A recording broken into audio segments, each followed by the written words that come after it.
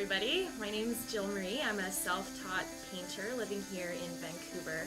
I have a lot of original paintings that are up here in the Coconut in Kitsilano, as well as the Raw Canvas downtown in Yaletown. Yeah, we're just hanging out here today, having a good time, and just kind of letting you peek into my world. Yeah, born in Comox, and was there till I was 7. Then I was in Campbell River till I was 12. I'm like, dude, this is going to be a really long story. Went to Edmonton for 4 years and was always back on the island visiting my dad in the summertime. So all my teenage years are spent on the island. I was really fortunate to have a mom who let me just go out and get lost in the forest for the day. Like, she didn't put those restrictions on us to, like, you know, stay home or report in. And, you know, like, I mean, she was, but she wasn't, you know. And because of that, man, we spent, you know, hours and hours in a day. Like, I used to go out with flagging tape as a kid and just, like, mark my path so that I could go out and explore in the forest and then find my way back home by, you know, following the pink tape on the trees, or just building forts with all the neighborhood kids, or we used to have these little miniature motorbikes or whatever that I'd ride on the back, you know, in grade 3, and, you know, encounter black bears out there. Like, it was amazing. It was a magical childhood for sure, just playing in the forest. So, biggest canvas I've ever worked on before. This is 12 feet by 4 feet. And you can kind of see a small scale version, just a rough draft that's just above it. It's a picture from the Fraser River, and I've been commissioned by an amazing couple that live out in Chilliwack. They've bought a previous piece, and I'm hoping to be able to do this in about a month and a half. How that's going to go, I'll have to talk to you later. I'll update you on that one, just because I haven't done it before. So. Yeah. Kind of the first thing that I'm doing here is what I've done is a small scale picture of what I'm going to project onto this canvas. So right now I'm just kind of matching colors in the background. And that will kind of require me mixing paints in order to achieve a certain color. And then, yeah, I always work with my skies, like putting the coloring within the sky and then kind of moving from, like, the background to the forefront. So I'll start with, yeah, coloring the sky and then move more towards, like, putting the clouds and the mountains, all that other stuff.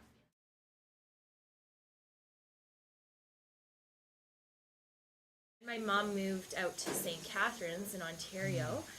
So I finished my last year of high school there, and that is where I first started working at Whirlpool Jet Boats. So it was a tour company just below Niagara Falls, and I started guiding there and shooting video. I did that for 2 summers, and that was kind of like the beginning of everything. That is where I got plugged into this lifestyle of travel and guiding and doing outdoor sports, whitewater kayaking and skiing. Then all of a sudden everybody was leaving for the mountains and the winter seasons, and I was like, well, I want to work in the mountains, but I just had never done it before. And yeah, so I started working Whistler Blackcomb, and then still going back for those summers, the jet boats. Then I went to Costa Rica for a kayaking trip with a friend of mine that I guided with at the jet boats. Started safety kayaking for the rafting companies down there, and then was introduced to canyoning as well. They had zip lines in the trees, and then you rappel out of the treetop down waterfalls into the next zip line, and you maneuver your way down the canyon through this course that they had set up. So when I came back to Whistler, and then all of a sudden I saw the signs for Zip Trek, I thought, okay, that's cool. They have that going on in Whistler.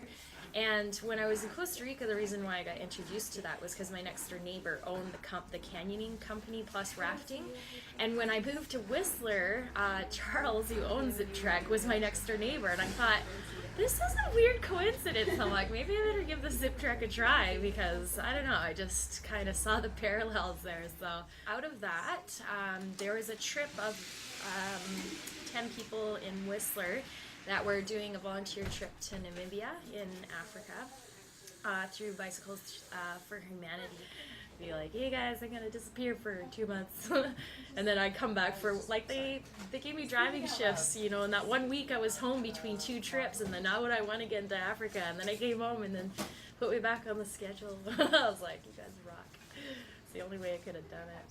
For me, in in my guiding experience, it was for me taking it to a whole new level because I had to learn all the eco and all the talks and the natural steps. So I had lots of learning to kind of adapt to what they were teaching up there.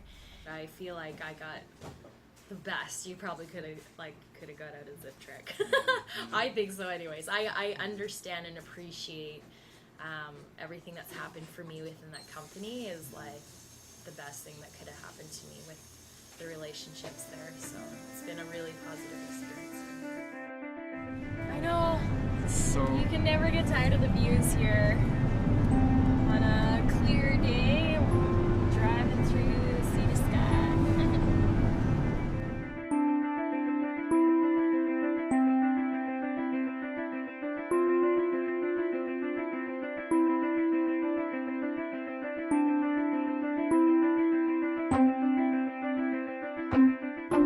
Makes you really appreciate home no matter where you travel around the world. Make this drive and yeah.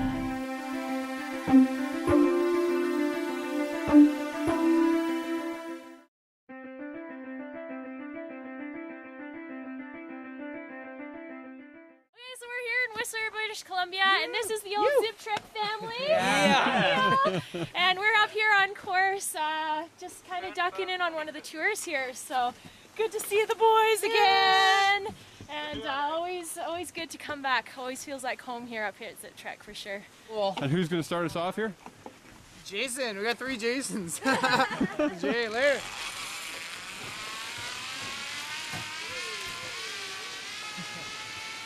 You call that one the floppy fish. Pretty sweet. Did you know that Whistler was the first city in Canada to adopt the principles of the natural step? Well, we were, and that happened back in the year 2001, and eventually Zip Trek came along. They adopted it too as a company, and that is what we're sharing with the world as they come through the course here every day. So my name is Jay Conroy. I'm up here at Zip Trek, and what is the natural step? Well, it's a scientifically based framework that anybody can use as sort of a compass. So if you're an individual, you're a business, or a community even, you can use it to sort of help guide you toward true sustainability. It's made up of 4 conditions, and if those 4 conditions are met, then you're well on your way to being more sustainable. So, condition number 1 of the natural step. Basically, all we're trying to touch on here is our consumption of our natural resources of fossil fuels, metals, and minerals. And basically, we don't want to be extracting that from the earth at a faster rate than the earth can be reabsorbing it. So ways we participate with condition number 1, some ideas we're throwing out to people. One of them is switching to LED lights. There's a big energy saver there. Using hybrid vehicles, that's an option to kind of move in the right direction. Anytime we're using public transportation, riding our bikes, carpooling, these are just kind of ways that we can minimize, again, what we're taking out of the Earth's crust. Okay, show us something rad, dude. Show us something rad. All right. Big moves here.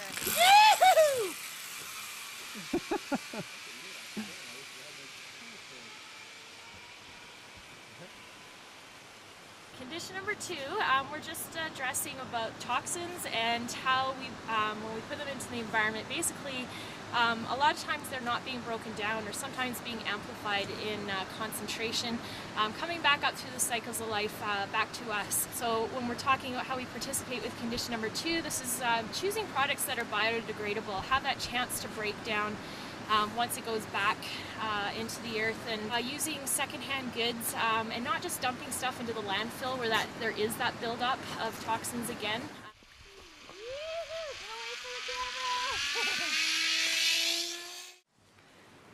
We are talking about step number 3. So that just is addressing the over-harvesting of our natural resources or degrading the quality of it. So we're talking about this with our forestry, the oceans, farmlands. We really see this in the forestry industry, and this is just practices of selective logging versus clear cutting.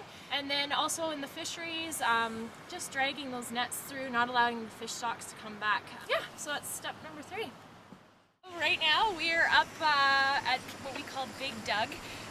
This lovely Douglas fir here is an 800-year-old team member of Zip Trek. yeah, we're part of the original course, about 160 feet up off the Fitzsimmons Creek. So right below us we have a glacially fed creek kind of running through from the backcountry, passes through this course and then down to Whistler Village.